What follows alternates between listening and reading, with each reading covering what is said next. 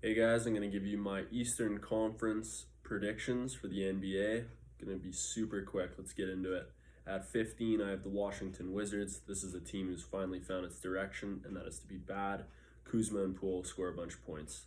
At 14, I have the Charlotte Hornets. They're a disaster franchise with a very low ceiling. They should take this year to fix their culture and develop Brandon Miller. At 13, I have the Detroit Pistons. They have potential to be a good team, but they aren't there yet. Cade has to stay healthy and show us that his flashes aren't flashes. They got to figure out their front court. At 12, I have the Brooklyn Nets. This is a low floor, high ceiling team. Mikal Bridges is clearly the leader, and I hope Ben Simmons can return to normal. At 11, I have the Chicago Bulls. They didn't make any moves to improve this offseason, and without Lonzo Ball, I don't trust them. At 10, I have the Orlando Magic. Franz Wagner and Paolo Banchero are one of the better 1-2 punches of young guys in the league, and they'll both average 20 points a game. This is one of the deepest young cores in the league. At 9, I have the Miami Heat. They were a 7 seed last year despite making the finals, but they had a horrible offseason. They'll miss Max Strus and Gabe Vincent.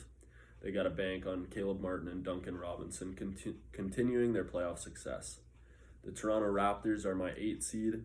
They had a subpar offseason, replaced Fred VanVleet with Dennis Schroeder, and they re-signed Jakob Poeltl, which I like.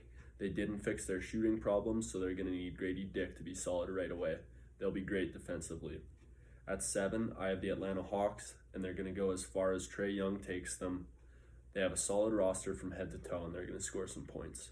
At 6, I have the New York Knicks. They had a good offseason re-signing Hart and signing Dante DiVincenzo. Villanova reunion with them and Jalen Brunson, but they need Julius Randle to play like last year and not continue his on-off streak. At 5, I have the Indiana Pacers. I think Tyrese Halliburton will continue to be a top 5 point guard in this league.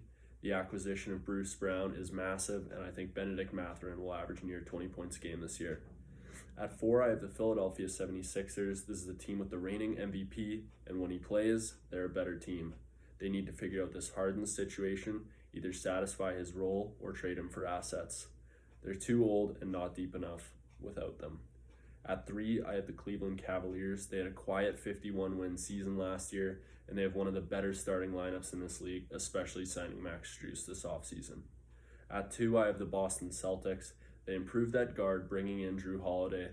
Not sure about the Kristaps Porzingis deal, but I think he can be solid offensively. They need health in the front court between Porzingis and Horford. At 1, I have the Milwaukee Bucks with the best 1-2 punch in the league in Damian Lillard and Giannis Antetokounmpo.